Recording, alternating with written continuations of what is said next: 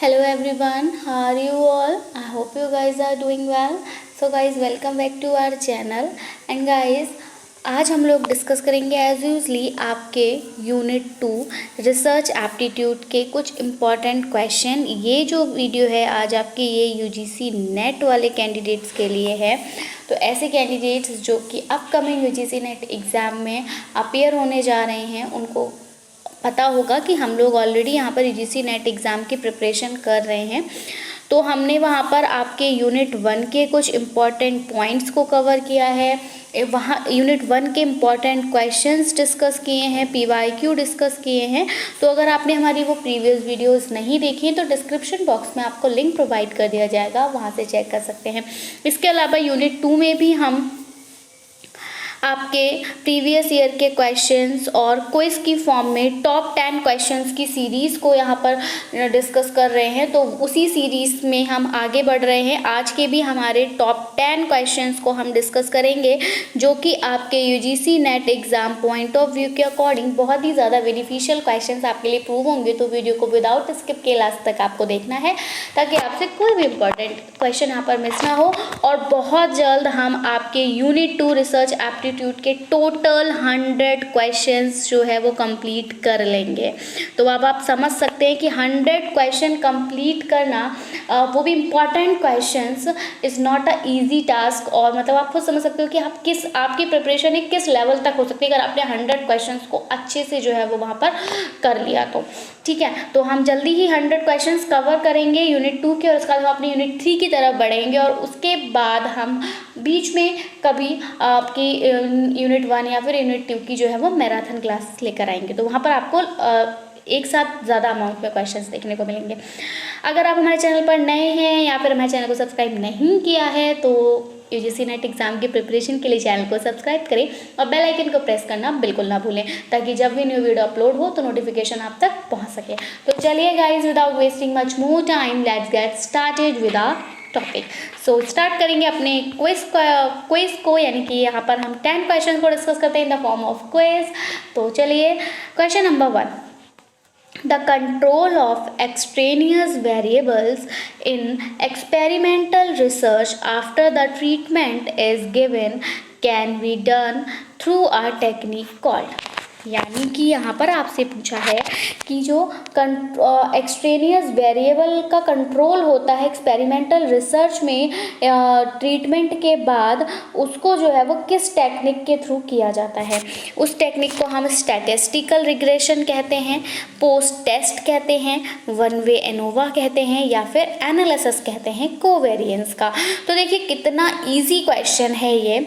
अगर इस क्वेश्चन में आपको कुछ भी नहीं आता, आप मान लीजिए बिल्कुल ज़ीरो है आपकी रिसर्च एप्टीट्यूड में, अगर आपका जो सेंस ऑफ ह्यूमर है, या फिर आप कह सकते हो आपकी जो नॉलेज है अगर रिसर्च एप्टीट्यूड में बिल्कुल ज़ीरो है, तब भी आप इस क्वेश्चन को बिल्कुल कर सकते हैं। कैसे? थोड़ा सा कॉमन सेंस यूज़ कीजिए। और यहाँ देखिए बात हो रही है एक्सट्रेनियस वेरिएबल्स की।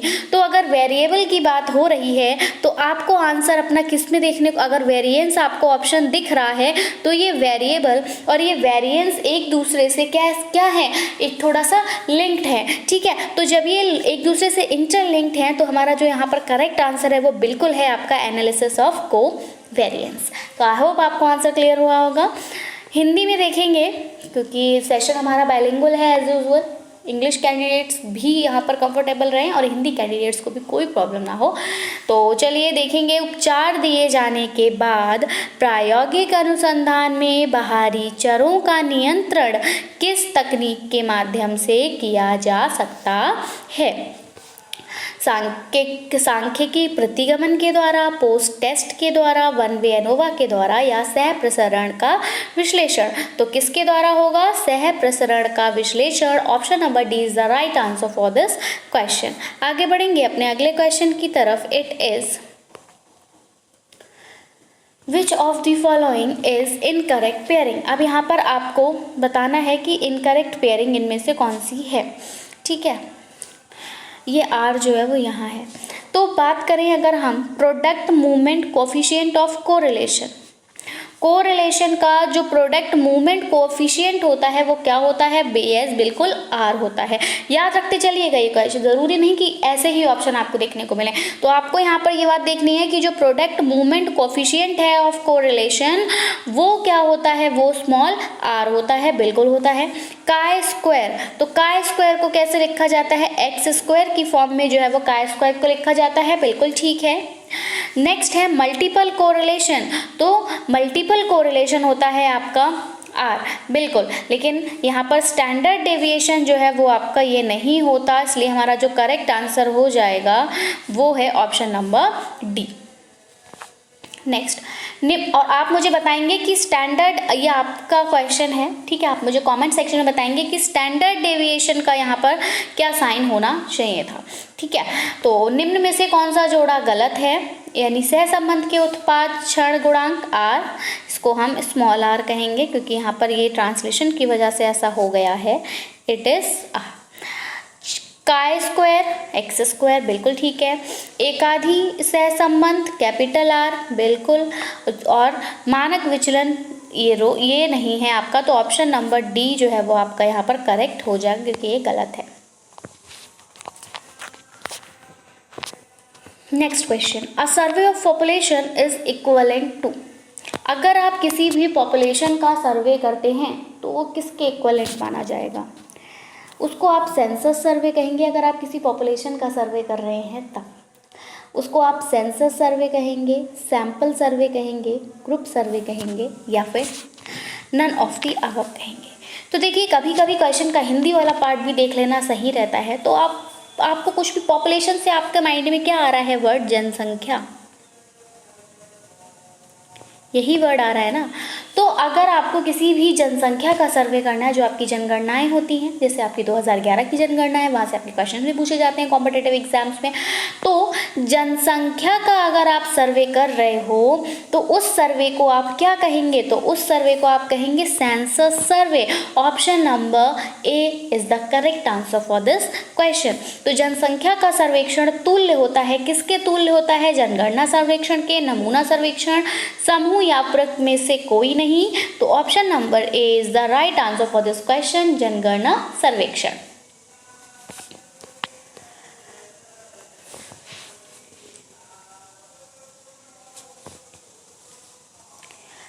Next question is, which of the following types of studies results in finding which could not be generalized to other situation?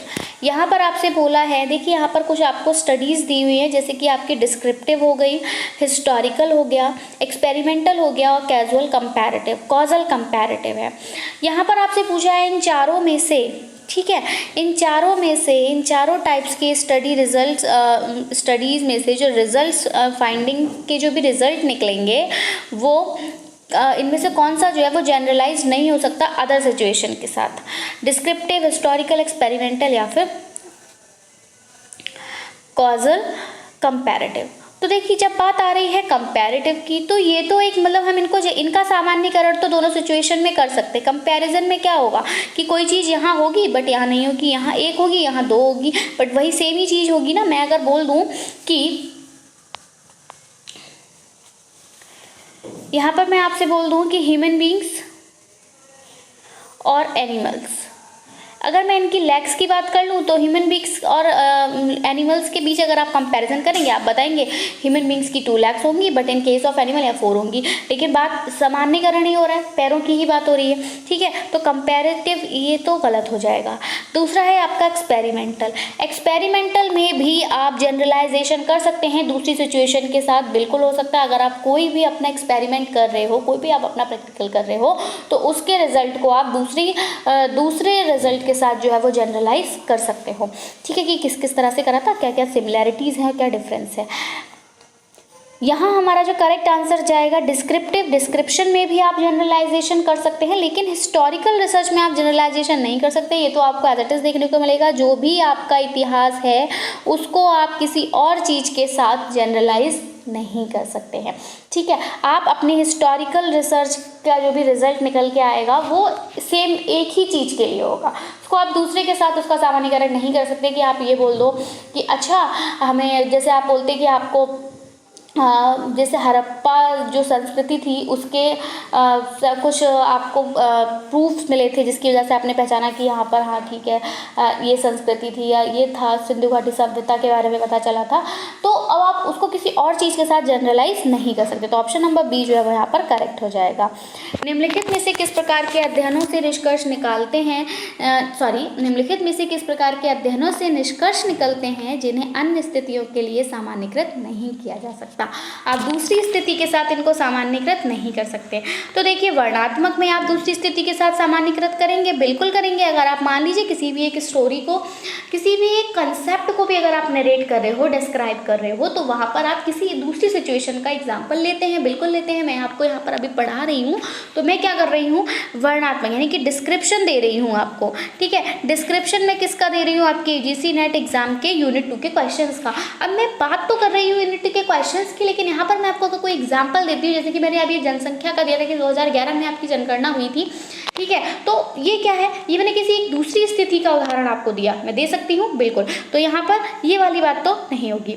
दूसरा आपका प्रायोगिक है, एक्सपेरिमेंटल है, तो यहाँ पर भी हम क्या कर सकते हैं कि दूसरी स्थिति का क्या कर सकते हैं, दूसरी स्थिति के साथ जो है वो इसको सामान्यीकृत कर सकते हैं। कैसे कि आपने सॉइल में कोई भी एक्सपेरिमेंट किया, ठीक है। आपने क्लोरोफिल चेक किया, आपने सॉइल में पैरामीटर्स चेक किए, आपने वाटर में पैरामीटर्स चेक किए, तो उनको आप दूसरे अगर आप मान लीजिए आपने वाटर, हाँ यहाँ पर एग्जाम्पल लेंगे, आपने वाटर में जो है वो फॉस्फोरस चेक किया, ठीक है। तो आप इस वाले जब आप ये वाला एक्सपेरिमेंट कर रहे होंगे तो आप इसको जनरलाइज कर सकते हो सॉइल के फॉस्फोरस के साथ, बिल्कुल कर सकते हैं, ठीक है। तो ये इसमें भी हो जाएगा।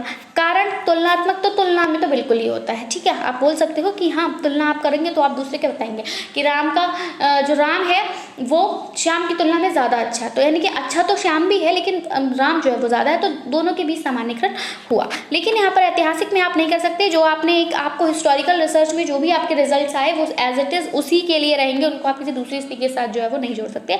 आप ये नहीं कह सकते कि सिंधु घाटी सभ्यता में हमें जो अवशेष मिले थे उनको हम हड़प्पा सभ्यता के अवशेषों के साथ जोड़ लें, नहीं जोड़ सकते, ठीक है।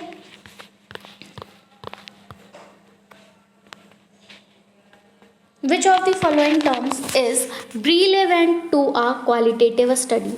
यहाँ पर आपको देखिए कुछ टर्म्स दी हैं, कंपैरिजन, प्रिडिक्शन, कोरिलेशन, एक्सप्लोरेशन।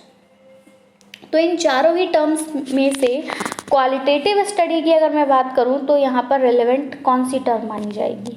आप कंपैरिजन को क्वालिटेटिव स्टडी में मानेंगे, आप प्रेडिक्शन को क्वालिटेटिव स्टडी में मानेंगे, आप कोरिलेशन को मानेंगे या फिर एक्सप्लोरेशन को मानेंगे? देखिए आप सभी कॉमन मिस्टेक्स कर रहे होंगे और मुझे बिल्कुल पता है कि आप सभी सोच रहे होंगे कि इसका आंसर जो है वो कंपैरिजन होगा क्योंकि बात हो रही है क्वालिटेटिव स्टडी की, बट ऐसा नहीं है, ठीक है। ऑप्शन नंबर ए यहाँ पर बिल्कुल नहीं होगा। क्वालिटेटिव स्टडी देख के आप कंपैरिजन के साथ नहीं जाएंगे, प्रिडिक्शन भी नहीं होगी, किसी की क्वालिटी की हम प्रिडिक्शन नहीं कर सकते, ठीक है। तो क्वालिटेटिव स्टडी अगर है तो उसके साथ जो रिलेवेंट टर्म है ना तो ही वो कंपैरिजन है ना ही वो प्रिडिक्शन है, और दोनों के बीच जो कोरिलेशन है वो भी नहीं है। यहाँ पर क्वालिटेटिव स्टडी के लिए जो अगर हम रिलेवेंट टर्म का यूज करेंगे वो एक्सप्लोरेशन है। क्या है? एक्सप्लोर करना, ठीक है। तो ऑप्शन नंबर डी यहाँ पर करेक्ट आंसर हो जाएगा। निम्नलिखित में से कौन सा पद गुणात्मक अध्ययन के लिए प्रासंगिक है? तुलना नहीं, भविष्यवाणी नहीं, सहसंबंध नहीं, अन्वेषण। यस बिल्कुल, आप अन्वेषण करेंगे वो आपकी क्वालिटेटिव स्टडी के अंतर्गत आएगी। Next, Which of the following is a characteristic feature only of experimental studies? Experimental studies की अगर हम बात करें तो यहाँ पर कौन सा characteristic feature है? कंट्रोल है extraneous variable का, यानी कि बाहरी चरों पर नियंत्रण, study of cause and effect relationship, observing variation in the dependent variable, या फिर manipulation of treatment variable। तो यहाँ हमारा जो करेक्ट आंसर जाएगा बिल्कुल goes with option number D, manipulation of treatment variable. Question number फिर से देखेंगे कि एक्सपेरिमेंटल स्टडी की यहाँ पे कौन सी कैरेक्टरिस्टिक है। तो एक्सपेरिमेंटल स्टडी में क्या होता है? मैनिपुलेशन होता है। जो भी आप वेरिएबल, जो मतलब वेरिएबल है उसका जो ट्रीटमेंट में आप जो मैनिपुलेशन कर रहे हो, दैट इज, ठीक है। हिंदी में देखेंगे कि निम्नलिखित में से कौन सा केवल प्रयोगात्मक अध्ययन की विशेषता है, सिर्फ प्रयोगात्मक अध्ययन की विशेषता है। तो बाहरी चर पर नियंत्रण सिर्फ प्रयोगात्मक में हम नहीं देखते, इसलिए ये तो आपका गलत हो जाएगा। कारण और प्रभाव संबंध, तो भाई कारण और प्रभाव जो है वो हर उस पर मिल रहेंगे, सेम एक ही, सिर्फ प्रायोगिक पे नहीं है, इसलिए ये भी हट जाएगा। आश्रित चर से भिन्नता का अवलोकन करना, ये भी हट जाएगा। आपका जो करेक्ट आंसर जाएगा, बिल्कुल जाएगा, वो उपचार चर का हेरफेर। ठीक है, ये सिर्फ आपको प्रायोगिक में ही देखने को मिलेगा।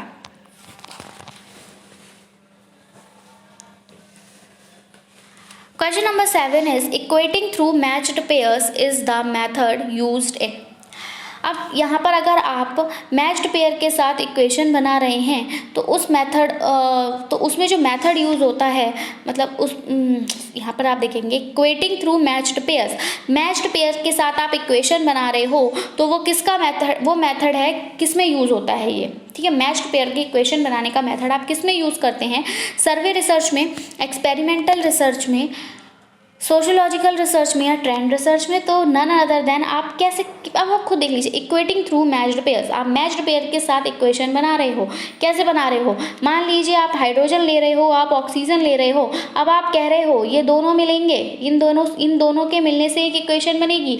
ठीक है, इन दोनों में आपने क्या कराया, मॉलिक्यूल्स का यहाँ पर एक दूसरे के साथ अटैक कराया। ठीक है, और आपने क्या बनाया, H2O बनाया। H2O क्या है, वाटर है। तो ये आपने क्या किया, आपने इक्वेट किया, इन मैच्ड पेयर्स को इक्वेट करके क्या बना लिया, तो आपने ये क्या किया, ये एक एक्सपेरिमेंट किया। तो ये आपकी आ जाएगी एक्सपेरिमेंटल रिसर्च। हमें किसी ने बताया ही तो होगा कि भैया वाटर जो होता है उसमें 2 मॉलिक्यूल्स हाइड्रोजन के होते हैं, 1 मॉलिक्यूल्स ऑक्सीजन का होता है। ऐसा थोड़ी ना कि भगवान ने लिख के भेजा था कि ऐसा ऐसा होता है, ये साइंटिस्ट ने ही रिकवर किया। तो कैसे किया होगा, एक्सपेरिमेंट के थ्रू किया होगा।